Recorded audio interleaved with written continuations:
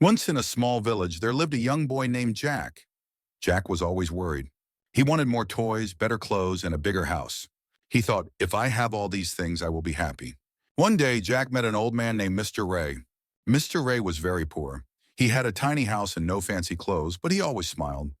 Curious, Jack asked, Mr. Ray, why are you always happy? You don't have much. Mr. Ray laughed and said, happiness doesn't come from things, Jack. It comes from inside you.